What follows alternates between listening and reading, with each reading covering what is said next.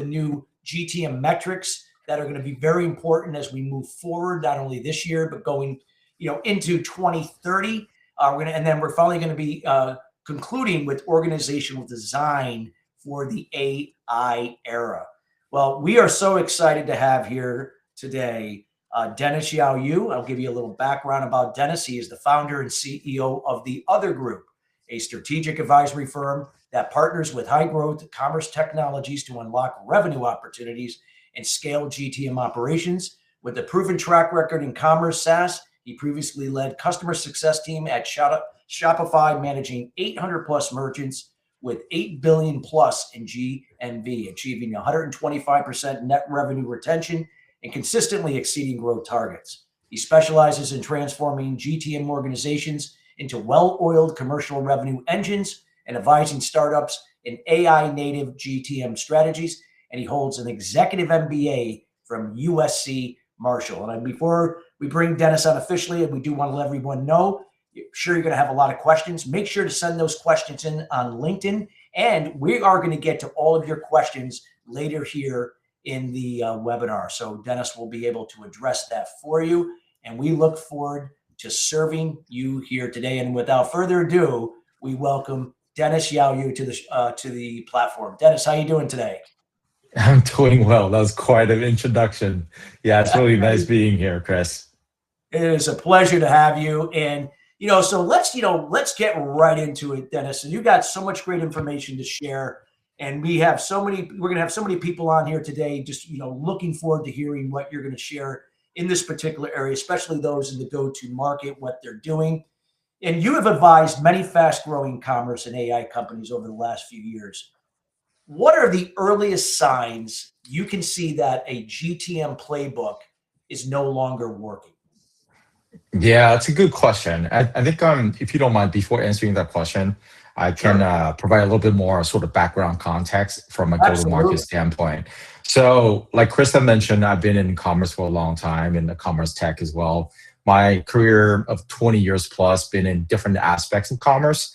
I worked with different brands before for sales distribution and physical retail, like Best Buy and Apples of the world and Macy's of the world, all the way to e-commerce, where I led the B2B revenue organization, and then later on was fortunate enough to sell it to Walmart, and then went to Shopify, like Chris had mentioned, to manage the customer success organization, and then other startups, a Series B startup that raised $250 million from SoftBank and American Express. I was a VP of revenue there.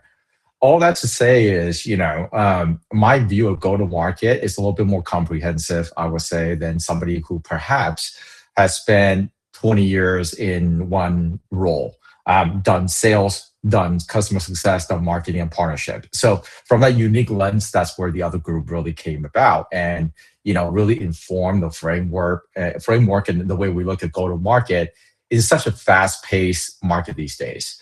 So that being said, and going back to the question, what are some of the earliest signs that we've seen from a go-to-market when go-to-market playbook is no longer working? I actually would say, I'm seeing more of those situations now in the past, I would say 2 years or so, obviously with the advent of AI, compared to the last decade. The earliest sign, I would say, I would just call it effort to output disconnect. And it's a lot of times when you look at your team, you're doing everything right from a playbook standpoint, especially if you're running a B2B SaaS business. They're sending more emails, they're booking more calls, they're doing more demos or trying to do more demos and running more sort of marketing campaigns on top of middle funnel. But your pipeline velocity is either stalling or shrinking quarter to quarter.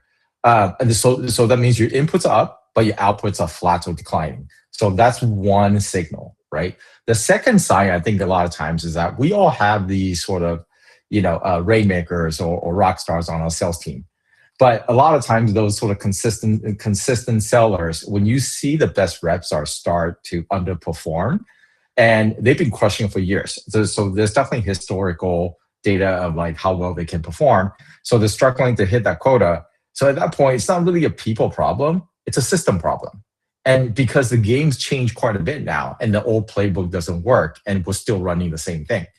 we see that consistently at the other group where, especially with AI native startups, and I know we're going to talk a little bit more about that, especially the difference between native AI startups and also like maybe software B2B startup that sell to commerce. But you know, going back to the AI startup, they'll execute a proper outbound playbook, like great sequence, personal outreach, solid ICP, and they get nothing, right? Zero conversions. And it's not because they're doing something wrong, but because the playbook itself is just not working in the market. So those are the type of signals all the way from a process, people, and workflow perspective. Got it. And it makes sense. And I hope, some of you can, resonate with that. Perhaps that could be happening or has happened. And now you got some more clarity. And again, if you have any questions to what Dennis shared, you have that opportunity here to share that with us here on LinkedIn, and we'll make sure that we answer that for you. So Dennis, which 2020 era, that was COVID era, which 2020 era GTM assumptions are now actively hurting teams rather than helping them now? Yeah, good question. And this kind of goes back to like the world is just different now, especially with the AI and technology, right? And selling those types of products. So I think the very big one is, and this goes all the way from the board level to the executive level to mid-manager and execution level. The first of all, the assumption that CAC, the cost of acquiring new customers, is predictable and scalable. In the 2020s, I would say even like before that, you can model it out. If we spend X on outbound, then we can get Y pipeline. That's essentially where all these sort of board members and finance people sort of came up with, CFOs came up with, a forecast as well as budget planning. That math really it's not as linear as it used to be, because one, everybody's email inboxes are saturated with bots, right? And it's all AI generated noise out there. It's all sequences and it's all generic content. I would say at least 95% of them are. The signal to noise ratio has really, really collapsed. So you can't just spend your way to pipeline anymore like back in the days. Two, it's more so the mindset of it rather than math. That kind of, the mindset informs the math itself. The linear funnel assumption. Back in the days, you look at from top of the funnel, marketing generate leads. SDRs qualify, AEs they close, and customer success people they retain, maybe expand and renew. That sort of perfect workflow of a handoff assumes that buyers also move in that straight line, and that's no longer the case. Right? We have all the information on our tips. The modern buyers right now are also using ChatGPT, Claude, Geminis of the world. They're doing 70-80% of their journey. They're doing 70-80% of the research themselves before they even want to talk to salespeople. So they're in that sort of dark. Sometimes they are what I call it. They're in that dark social community, Slack communities, personal network, Discord, Reddit, maybe LinkedIn DMs. They're getting the information from podcasts, for example. Oh yeah. So places, right? Yeah, because you're learning consistently. There's no shortage of media. There's no shortage of content out there. So by the time they raise their hand and say, I want to talk to a sales rep, they already have their short list. At least they have a preconceived idea. So those are some of the things that I think are, certainly not the same anymore.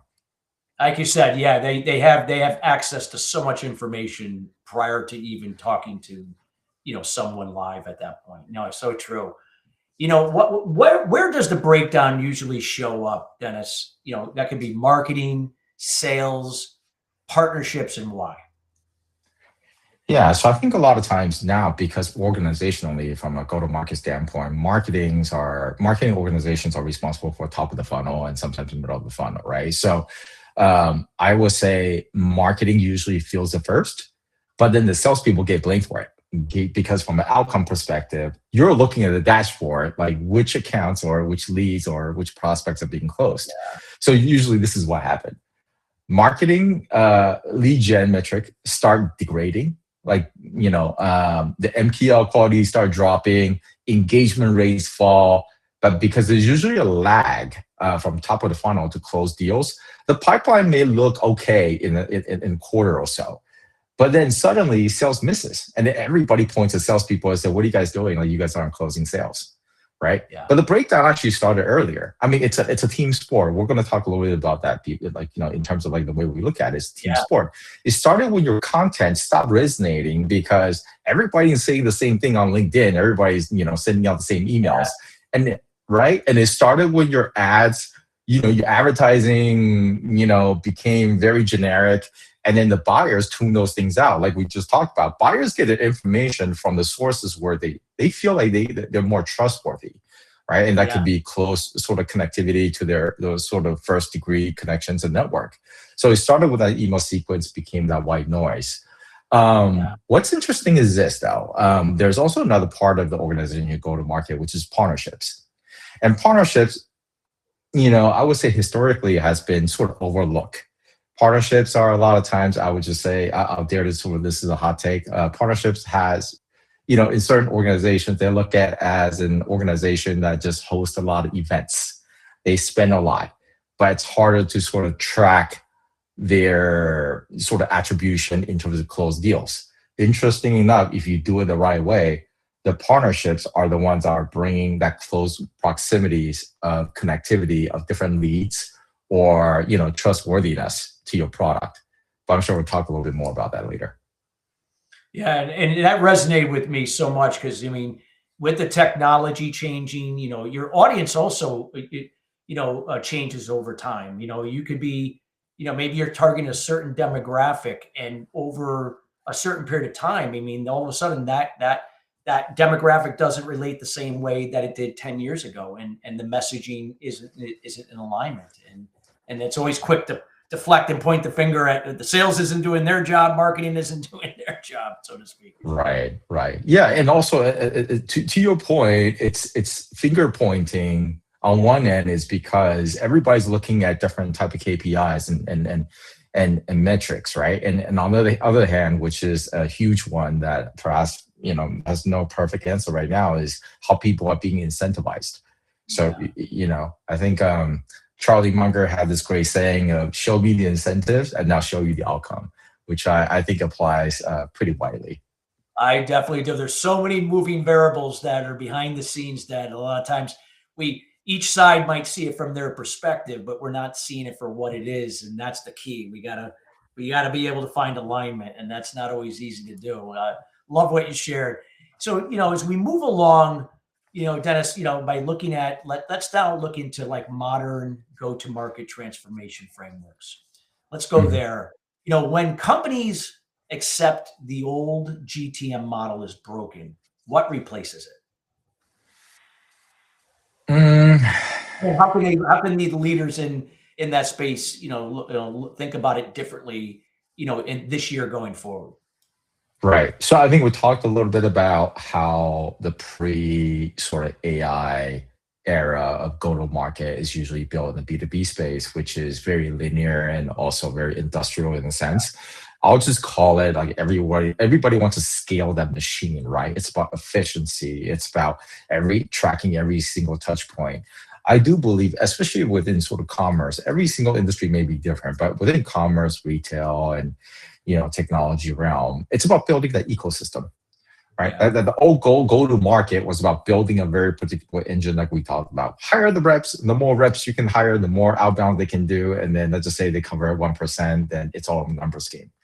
The new go to market, it's more about, I'll just call it, it's building that gravitational pull, right? It's about becoming the center of a network through whether it's thought leadership, content, community, partnerships, and also very importantly, trust, because all those things kind of, they all led into the trust, especially in a product like AI that's so new. So the opportunity really comes to us rather than us trying to hunt them down. And I think that's a very different type of mindset that certainly sometimes takes a little bit more of a sort of a whether it's organizational transformation or it's mental transformation. It's shifting from being a hunter mentality to a conductor mentality, right? A hunter chases the prey. A conductor orchestrates an ecosystem. So you're still in the commercial, you're still driving that revenue, but you're doing it about creating value that attracts rather than interrupting the pitches that annoy the people that they hear all the time. It's just generic. So practically, that's just Yeah, so practically that means a few things. Your content strategy becomes your pipeline strategy, right? Is it some, now Go when you ahead. said the hunter to the conductor, is it because what you said earlier, a lot of that their audience are more educated or up to speed on what's going on, what maybe not necessarily their challenge, but it could be their challenges and what results they're seeking, but they're more up to speed. It's not like back 40, 50 years ago, if you were going to buy a car, you had to go talk to a car salesman. You don't have to do that at this point in time. You already have probably sometimes more information than the car salesman does, and the car salesman had to adapt in how they serve and add value. So I love what you shared there in that. No, Yeah. I very much so. I would even just kind of add on to that, which is the access to information is vast and also widely available. The second part is there's just a lot of vendors and options out there. And the buyer is getting pitched all the time. And a lot of times everybody's talking about the same thing. There's like 5,000 CRMs, there's 5,000 sort of email tools or SaaS you could get out there. So it's really confusing in terms of how do you shortlist them and how do you pick the right one?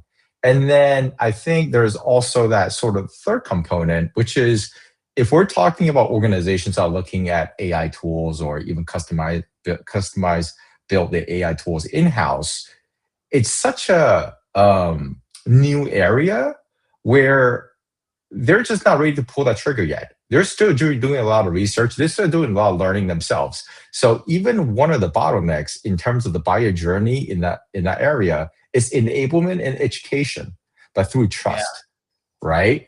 Because we all need, honestly, we all read news and we're on the media. But if you read media consistently, you feel like the world is flying by with AI and OpenAI is having like product releases every 2 weeks. You're just trying to figure out what is signal and what is noise. That's true. True. Some valuable, great points there. And like you said, everyone's, maybe at a different place on the buyer's journey, but nonetheless, that content is kind of now elevating that challenge that could be better for them to get the results they seek. Now they might often now want to buy because they don't feel like they're being sold. Yeah, love that. Love that. So now let's move on to this next question I wanted to ask you.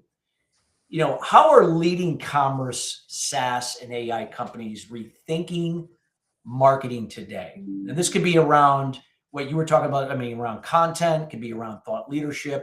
And of course, what you were alluding to before, trust building. You got to build that trust. Yeah. So I think you hit it on all the sort of key points, right? So maybe we'll just start from a content perspective. I think the best ones I've done, they use content not so much. Of course, the ideal outcome is generate leads, but even before that, it's generating that trust. And how do you generate that trust? It's not always to be talking about the features of your products or or different types of like releases or your company itself. It's to become sort of the hub of information that's valuable for your buyers that also connect to your own product, your company, the problem they're solving, right? It's very value giving versus pitching through the marketing channels. So I think a lot of marketing team has to be much more strategic in that sense. Also, some of the older ways that we've done content, which is, we may blast something out and say, well, here's the gated content, download the ebooks and place. I actually believe like that model is getting a little bit, old and legacy and antiquated, right? Because everybody knows what you're trying to do. I'm going to click on it and download some playbook. It'd be very generic. And these days you can certainly use ChatGPT to create that download book. Exactly. And all of a sudden I have your email and I'm going to blast you and email like every other week. So people are getting more and more smarter in that sense. So I think, instead, some of the companies are giving away their best content for free. There's content everywhere. I think that's the part of it that people and build your community through the content on the social media, whether it's LinkedIn or Substack or YouTube. People want genuine value. Like the right buyers will go to you because there's plenty of content out there. And the other point I want to talk about from content perspective, which is little bit different than back in the days, right? Back in the days, you have a lot of corporate accounts on LinkedIn that will talk about the company itself. A lot of buyers now are more attracted to like personal, messages or content. You do see a lot of, especially early stage founders that started talking about the founder journey. And there's a term for it now. It's called building in the public. They may talk about the real insights. They may talk about the entrepreneur journey day to day. They may talk about admitting their failures or having actual options. They may even talk a little bit about, the contract deals or the customers that come about. But it's very different than back in the days, which is polished corporate speak. You got to go through your PR or communication department to get everything signed off. It's very different. So that's the other part of trust building we keep on talking about. People want to work with people, even if they're buying AI products or buying technology. They want to buy from people they can actually trust. And they feel like if there's anything that happens later on, I need services that I can reach out to that person right away. Yeah. Wow. Powerful stuff. And it's so true. And I love the fact what you talked about, people can get this content. So if you give the content, give some quality content and that you build that level of rapport and trust, when it's time to connect the dots, and now that's where maybe they see they have to get some help to do that. Well, they feel they can trust you now enough that, they're going to contact you for a consultation or whatever that next step is to initiate the conversation. So love what you shared there. And I know I'm sorry, Chris. Yeah. Sorry, Chris, if you don't mind me adding one more point to that. Oh, please do it. And all I wanted to say is you sparked a lot of great questions that we're going to be answering on the back end that we already have ready to go, but we'll do that at the back end, but please elaborate. Okay, so from a content perspective, we talked a little bit about from a marketing content perspective, and this is all going to come into place. And I think I saw some of the questions. Hopefully, this also kind of answers them as well in terms of how I see go-to-market going forward. That content should be married not only from a social interaction standpoint, digital interaction, into a lot of what a lot of leading companies are also doing, which is building community in person. And that doesn't have to be extravagant events. That doesn't have to be the Salesforce event, but that could be even having curating a dinner around a bigger conference and bringing the right buyer in place. 15, 20 of them. And we've done this before. We just curate the dinner and we have somebody facilitate the conversation. You bring all the key buyers, decision makers into place, and you have a topic in mind. That topic could be very generic in the industry, or it could be related to your product and companies, of course, but ideally they need to correlate in that sense. And that's worked out well. And a lot of companies, look, like in the world where everybody's online, that there's no shortage of needs for people interaction. People appreciate those things. And you actually discover a lot more insights from what the buyers actually need and how they want to buy and when they want to buy in those types of surroundings versus, just digital interaction. So the content community aspect of it really just go hand in hand. Wow, that's great. Thank you for sharing that. And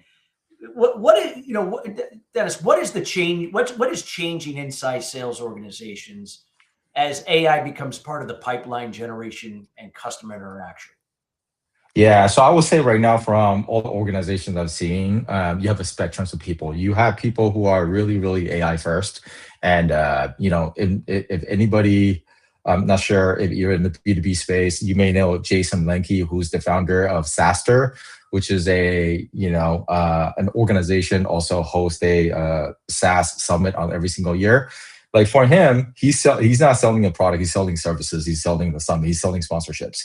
He has replaced a bunch of the sales reps by building agents. Not to say, and he's also got a lot of learning he shared in public, which is, look, there's a bunch of hype about replacing SDRs and BDRs with AI. The fact is, nothing, no agent or no AI right now could completely replace the entire sort of workflow of anybody. So what that means is, I think AI is kind of compressing that middle and amplifying the edges. And what that means is, the routine, the repetitive task that's used to require like a junior person getting automated email sequences right? Meeting scheduling, basic qualification research, note taking, CRM updates after the calls. Like AI can easily handle that right now, and you can build a tech stack to do that. So the middle of that workflow for the sales organization should be, if not already been replaced, but should be replaced. The edges, I think that's where really like humans really should stand out, and also what they probably should be more enjoy doing, which is being valuable to the buyer, being valuable to the business, strategic relationship building, complex negotiations when it comes to enterprise deals, right? Understanding the politics of a deal, understanding who's making decision, like how does the organization work? Read the room in difficult conversations at times and creative problem solving. So I think those skills matter more than ever. Oh, yeah. The best sales work that I see, they're the ones leaning into that. And they're not just rehauling the go-to-market based on all the hype of AI. They're really just testing out just one thing or two things and to see like what works and what doesn't. I love that. Yeah, when sales and marketing can be on the same page, that's an area that I get involved in, and aligning to your audience, or even right down to if the core of your audience has a certain personality type, or it's a certain generational type, or maybe English is not their first language, different culture, how to adapt to that, and when the marketing and the sales or even PR and in alignment, it can do so much more for you. Yeah, I love what you shared there. Let's take a look at, as we move along, let's take a look at the new go-to-market metrics that matter. And why do traditional CAC and sales efficiency metrics break down in AI native GTM model? Because so everything we kind of talked about was more structural, sort of structural changes, right? And I think that affects, once again, the way that we need to measure success. And this is even a bigger question. So to answer your question, because those metrics, the cost of acquisition, they assume that attribution clarity and linear clarity. But if that doesn't exist, a lot of times it's really hard to understand. For example, if we spend $10,000 on ads and we got 100 leads, right? And we close 10 deals, your CAC is $1,000. Nice and neat, right? But in today's world, if the buyer saw your CEO's LinkedIn 6 months ago and heard you mention on a podcast and got a referral from a friend at a conference and then click your ad, like which touch point gets credit? Right now, those things already do kind of happen, and attribution is never perfect. But now more and more complicated. And this is true for AI companies where the buyer journey is highly nonlinear and trust-based, like I mentioned, because AI is so new. And so your acquisition cost might actually be the 2 years of thought leadership your founder has been doing or your marketing has been doing. And the question is, how do you put that in the spreadsheet, right? So self-sufficiency metrics have the same problem: matching number, payback period, CAC. They all assume that you can cleanly attribute revenue to sales period. But if you have a big part of your pipeline coming from partnership and 30% word of mouth, self-sufficiency looks amazing, not because your sales team's efficient, but because other channels also did some of the heavy lifting. Exactly.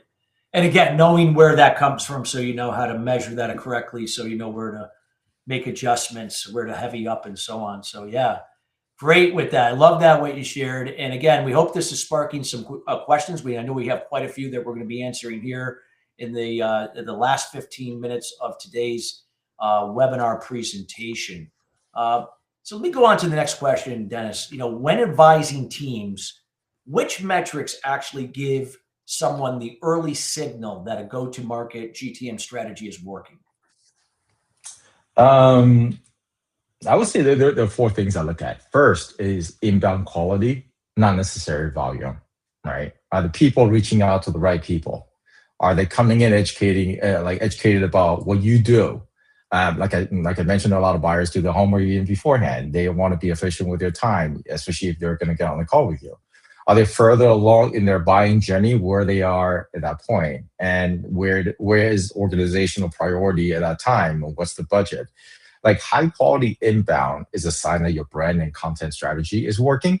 So I think from a quality standpoint. Like I said, that helps everyone obviously to expedite the velocity as well, the pipeline velocity.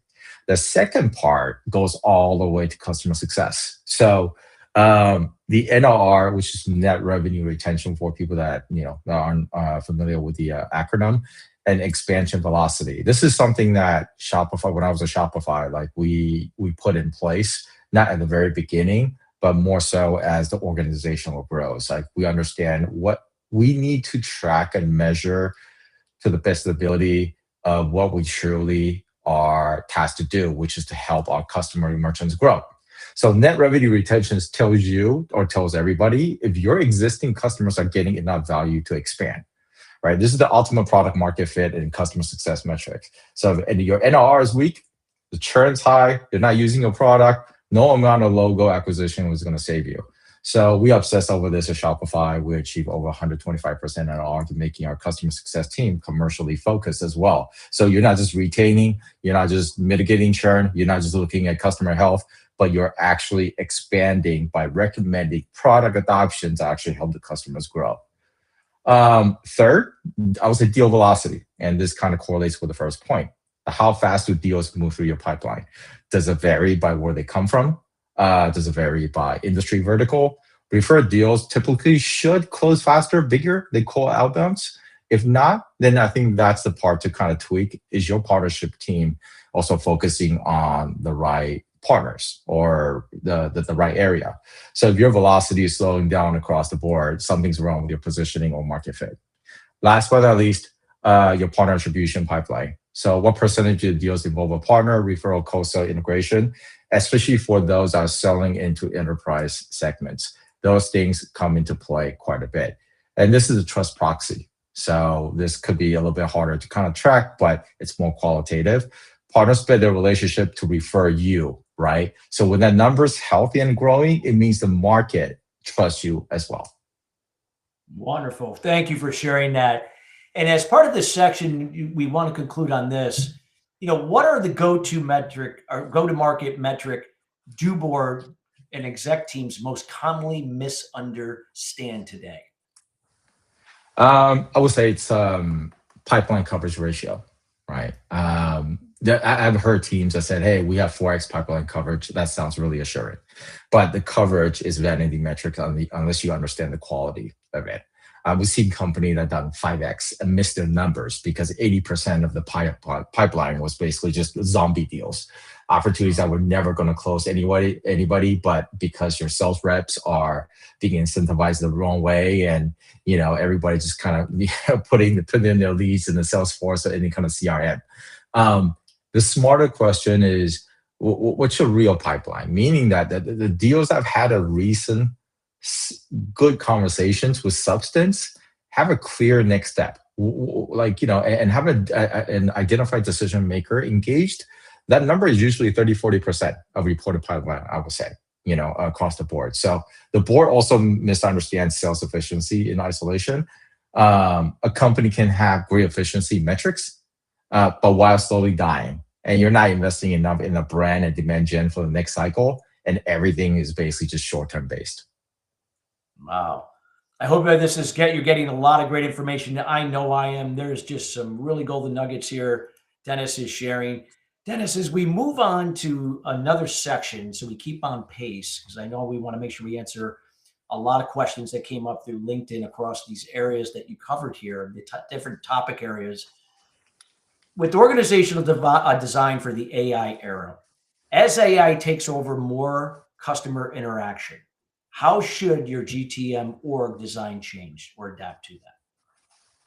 Yeah, so I want to preface this as well. I think this is a learning process for everyone. I think everybody's trying to figure out. When I talk to the investors, all the way to just different size of the companies, different targeted companies, everybody's trying to figure out. But I think one thing is this that's consistent is that we're moving from the assembly line style to more pod based, so consolidated, team based, so that SDR qualifies passing the AE to CS manager, like that's outdated. Each role does one thing, lots of handoffs. and working at scale, but terrible for customer experience. Because as a customer, just feel like you can pass it around all the time. And, you may ask CS a question that, perhaps we have all experienced this. Some bad salespeople may have just mispromised certain features, certain products, or certain things, and then all of a sudden the customer gets handed off to CS, and all of a sudden it's a contract issue, right? In the AI enabled world, you should be able to consolidate that, especially from the data structure and also coordination standpoint that we just talked about. That context should be automatically logged, for example, from your calls all the way to CIM. Like, that's not a problem, right? Like that everybody has one source of truth to look at that. So that only works when you kind of consolidate with the smaller pots of like AE, CSM working together, for example, supported by AI tools. They own the full customer journey, fewer people, but deeper relationships. And you see actually Shopify recently just announced that as well. Like I think it was maybe a month ago, they're changing their incentive structure for their sales reps, not only just on the deals closed, but also on the success of the customers down the line, like how much they grew of the platform. Like, I think that, may piss some salespeople off, but on the other hand too, for the long run, I think that's the way to measure, that's the way to incentivize, because you want to sell the stuff that eventually will help your customers grow, or whatever that, the value you're trying to bring. So I think overall from team size, maybe smaller, more senior, as AI matures from a value standpoint.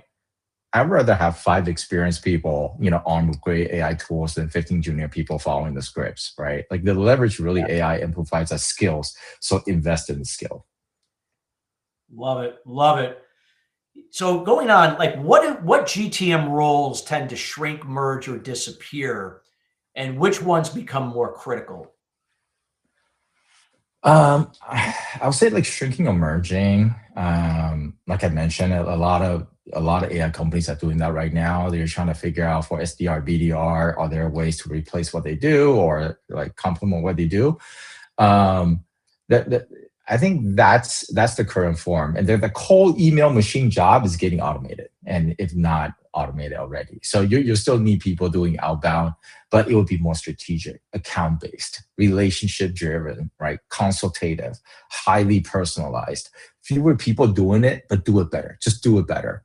I think that's, once again, when people ask me about, is outbound dead? Like that, I think that's always a hot take on LinkedIn that you see all the time, right? The opening line, outbound is dead. I don't think outbound is dead. I think better outbound will not die. Like spray and pray is dead for sure. Right? Oh, yeah, absolutely. And when you say outbound, if you could expand, like, is the outbound now become more strategic in, really better understanding your audience and where they're at, not assuming where they're at, or what we assume where they were at some point, and we just assume that's still the case, but we're adapting to their changing and evolving requirements, their challenges, the results they seek, and so on. Yeah, absolutely. All the way from like contact level to the organizational level. How does that affect your job? Once again, like, I do want to make it clear, like, bifurcated in terms of PLG and SLG, product-led growth and sales-led growth is very different. Sales-led growth, absolutely. Especially when you're selling into a multi-stakeholder environment, you need to understand what that person. How do you make your buyer win? How do you make your buyer look good? Right. So that is very important component, because everybody has a job to do.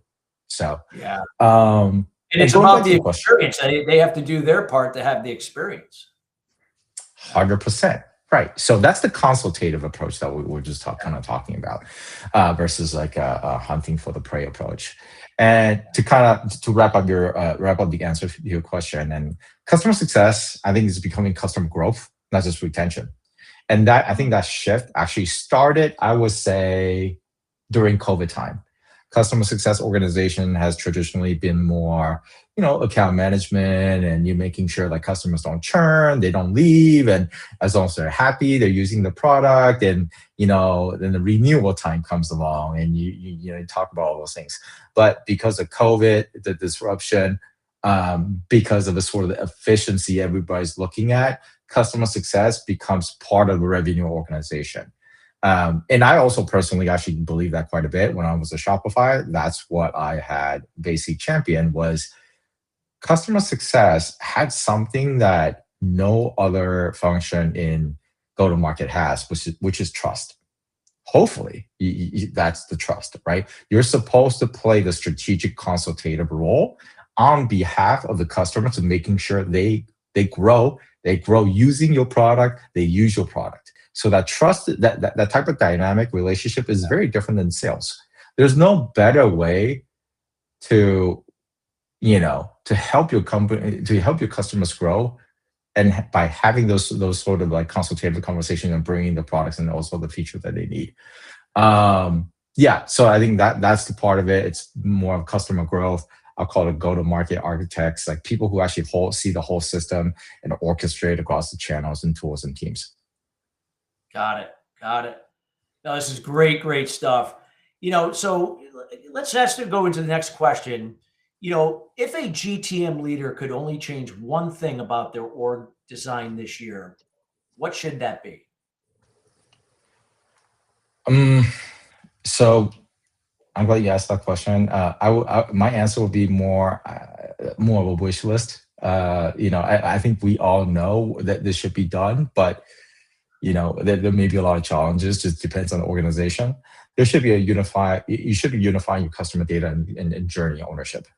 All the structural stuff that we're talking about, like that needs to be from a dashboard standpoint, all the way tactically, like how the leadership look at success, right? Most of the go-to-market organization right now, as you know, like marketing has their stack, their view of the customer, sales has theirs, CS has theirs, product has theirs. The feedback doesn't get translated back to product because product also has a bunch of stuff that they need to do. They have a list of demands for the roadmaps, but so nobody has the full picture. So the handoff loses a lot of information and attribution is messy. I think the single biggest unlock in creating the unified visibility into the customer journey from first touch to renewal and assigning clear ownership at each stage, this might just mean consolidating your tech stack itself. It may mean breaking down silos between the teams organizationally. It might mean changing how you measure and also incentivize people. Actually, I would say incentivizing people, that's a big one because like we talked about before, I really do believe how you get incentivized and show me the incentive and I'll show you the outcome, right? So this is all the sort of heavy lifting, like non-sexy stuff, but you can't run an AI-enabled go-to-market motion on fragmented data, right? It needs to be just consolidated to understand one as a source of truth. Wow.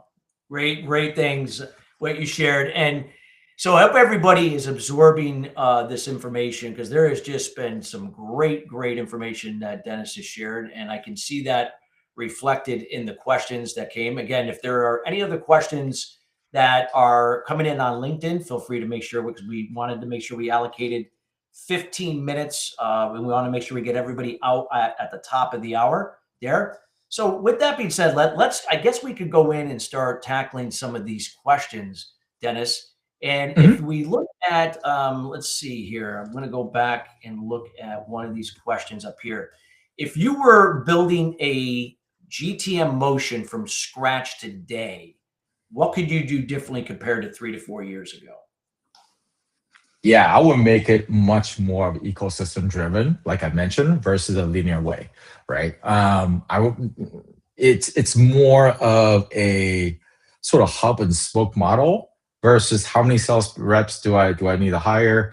Let me just kind of back up. Traditionally, for a lot of SaaS companies, what they do is this: they start growing, you start raising money, it's founder-led sales, and after founder-led sales, you may start hiring SDRs to qualify the leads, and then maybe you start hiring AEs to close the leads as well, and then maybe marketing is next, and then partnership is certainly like the third. The way I would look at it right now is understanding where you have the biggest levers, right? Like who do you have on the team that's actually closing the deals, and where are the sources coming from? Like I mentioned, I would run more what I call special forces type of style of like content, community, sales rep to close, Partnership depends on like if your founder can actually take that on. This is more earlier stage, but that can also be scaled to a larger organization to work in pods. Like the CS should be working with the AEs. Absolutely. Like we've done that at Shopify as well. And we saw tremendous sort of just business growth out of that. At the same time, having better experience for the customer in general. So, I think overall to answer that question, I would definitely consolidate. I would definitely collapse more of the what the traditional linear type of model for SaaS into just a quick, more agile type of team. Okay. Now, another question that came in is which GTM channels are most overrated right now and which are underutilized? Wow. Okay. So that's a spicy one. I think it depends on it really does depend on the industry. And once again, I don't want to say, so for example, selling into big box retailer like Costco or Target or even like, department stores or big brands like Nike is very different than selling into Prologis, right? Like the supply chain storage. Yeah. I'll give you an example. On one end, everything I just talked about is very more commerce focused. I bet you I'm also on the board of USC supply chain as well. So I do come in contact with a lot of supply chain companies. They're still very, very sort of salesperson, in-person, visit, driven relationship, taking them out, education, enablement.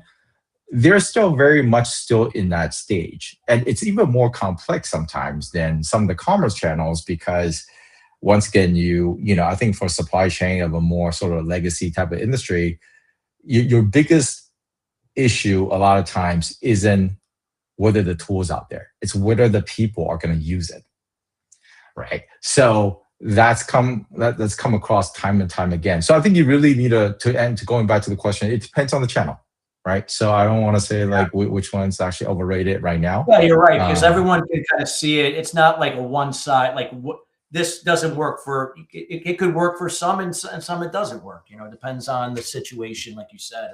I agree 100%. Right. So how do you see GTM differing between pure AI companies versus traditional commerce SaaS? Yeah, so it is very different. It's very different because AI as a product is so new. It's very new, and from a buyer standpoint, they're trying to figure it out. So I'll give you an example. I advise a company called Manus AI that's out of Singapore. And some of you guys may know that they recently got acquired by Meta. And they were one of those companies where they launched last March and they were at 100 million ARR run rate by December. So it was tremendous fast growth, right? Like and maybe I think they had like 150 people total in just total employees. And so I think I kind of look at that as kind of like a sort of the gold standard example of a sort of AI-driven company from a growth and go-to-market standpoint. What do they do right? Okay, so their customers aren't enterprise at this point, so it's more of a sort of product-led growth playbook. We work together, so I understand how they run in the US. They did a lot of stuff on content.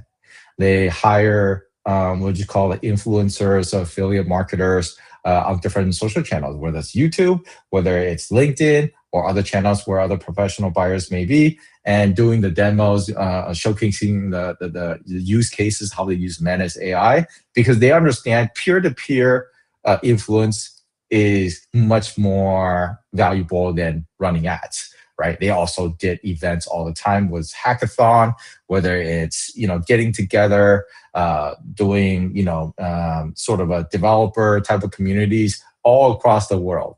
So they invested quite a bit of that. So essentially, that once again going back to the community component, going back to the content component, and obviously because of that too, like they started having interest from like Visas of the world, KFCs of the world, being interested in their product. And I think that's very different, right? Because once again, like the traditional commerce or traditional SaaS in general, I would say is more of that sort of linear model that we just keep on talking about. Wow. Thank you for sharing. Now here's a question. You kind of already alluded to this, but I guess it was asked. Somebody's asking, is there still a place for outbound lead go-to market, or is that model fundamentally broken? No, I think outbound still, outbound still, I wouldn't say alive and well, but certainly it is still there, and I don't think it's ever gonna go away. I think what's if you don't mind, sort of let me sort of provide a story a little bit. When I started in when I started my career, I was in a sales role. Like I mentioned, I worked with different brands like Casio, G-Shock, and then I sold the products to like department stores or chain stores or big box retailers across the world. Back in the days, if anybody's been around for a while, you remember there was also business cards. And the way you sell is almost literally, it's literally almost door to door, right? Like you go to the buying office and then you show them the samples, and people are taking out like papers and writing down orders and giving you orders. Sometimes you do that at trade shows as well. All that to say is like that's the human component.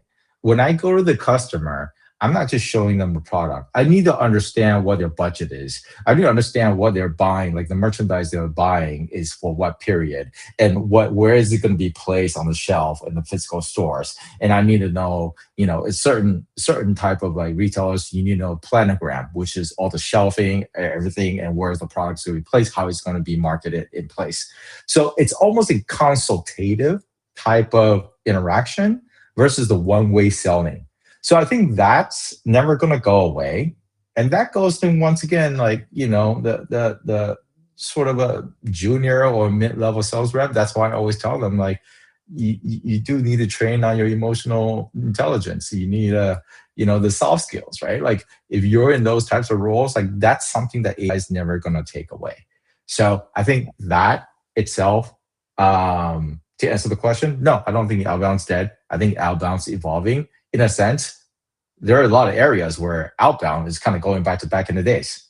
It's like how do you communicate? You know? Total, so true, so true. So, no, how would Let me look at this. How would sales roles evolve as AI takes over more early stage customer interaction? I think kind of what we talked about. It has to be the interaction has to be deeper, more valuable, more substance, right? If the buyers are doing 70, 80% of their research on their own, and by on their own, meaning that them can go from like them Googling or using ChatGPT to understand the competitor sets and to understand pricing and all those things. And from a search standpoint, sure, like these companies need to make sure like they also get surfaced when the customers are asking these questions, like their companies are being recommended to, you know, to the time where they say, hey, okay, I'm going to call somebody, or they input a sort of inquiry to get them on the phone. By that time, they already have a certain idea or knowledge about the company. That interaction in person needs to be highly thought out, strategic, and it needs to dive in deeper than just a normal sort of discovery call. Hey, how did you find us? Hey, what's your what other sort of sets of tools are you looking for? That part of the research should have already been done, also from the sales rep's perspective. Got it. And we got two questions, and we could probably get this in before we conclude today. What mistakes do companies make when they try to AI enable their sales teams? The one that I see the most is replacement. Like I said, every company is different, but there's a lot of hype around AI. And you do kind of see some of them in the media saying, well, certain companies laying off the entire sales team or marketing team, and they're going to AI, enable their entire team. Like that's what I see as a mistake. Because there's a company, I forgot what it's called. They actually were early on when it comes to trying to replace their employees, and later on they came back and hire at least half of the employees back. Right? They understand like that's still not the way to kind of work on emotions. AI doesn't solve everything. I use AI as well personally, actually for the other group. I built AI agents, for me to amplify what I do, all the way from prospecting to follow-up to even marketing as well. And there are a lot of times it still makes a lot of mistakes. It still doesn't remember what I said, even though, memory function is supposed to be pretty impressive. It is impressive, but there are times where I need a guide, and I almost need to talk to it like a teenager, in a sense. Like, hey, didn't I tell you about this, right? Like, so I've got that where I've had to ask the same question 3 times. Yeah. And the other thing as well is that, you always have to verify the outputs. You have to verify the outputs all the time. And I see people not doing that. There's I think a few months ago, there was a big consulting, one of the big fours, that had turned in a deliverable to a client. It's actually it's a Canadian government agency, and it was full of errors, from numbers to other charts or something visual, because that deliverable was completely AI generated and was not verified. So that aspect of it, I think that's certain companies do. They don't verify. They kind of just use AI for everything. Got it. And if we could squeeze this in less than a minute, if you can, how do you prevent AI from just amplifying bad GTM fundamentals? I don't think you can. I think you're going to have a lot of companies that keep on doing what they're doing. You're seeing it right now. It's the AI slop, right? I think that's just going to keep on going. Here's the thing too. Like the bad go to market fundamentals are always going to be there. Before AI, I got a bunch of outreach emails. I'm just like, this is ridiculous, right? It's like you didn't do any research. They're mistaking me for some other contacts, or they don't understand my business. They're pitching me something that's useless. I think that's never gonna go away. I think it's actually, I'm sorry to be pessimistic, but more realistic, I think it's gonna get worse. I think it's just gonna get worse, because you have a lot of people that don't understand everything we just talked about today in terms of that bifurcation of volume and quality. And they just feel like, well, if my conversion rate back in the day is 1%, but right now it's 0.2%, I'm just going to ramp up on my volume even more, right? Versus trying to focus on the quality. So, it's a tough problem. Yeah, thank you for sharing that. And I know we're towards the end. We want to be, before we wrap up, Dennis, we wanted to see if you could provide Zoolatech just right now, isolated a 30-second testimonial of your experience here today. And then we're going to wrap up with the audience here to conclude our webinar. They're going to just, for 30 seconds, just your experience being on this platform, sharing your expertise. No, I mean, first of all, thank you for allowing me to kind of share my experience and also expertise and knowledge as well. It's been wonderful. I think on one part, of course, Chris, you're masterful moderating, and also the questions been really, really helpful, and it's been fantastic. And kind of going through, even from a question standpoint, like the journey, the arc, going from like the traditional all the way to AI. I hope, my answers really do bring a lot of value and help a lot of companies out there. And that's kind of what I do. But no, it's been fantastic. And I thank, Constantine and the team for setting this up. That's great. Thank you so much. First, we want to thank everybody from Zoolatech, including myself. Thank you for taking time out of your schedule to share this wonderful insight and knowledge, helping people in the industry now how to navigate and create a new and better GTM playbook for themselves. Okay, everybody. And if there's any questions, we encourage everybody to reach out to Dennis on LinkedIn.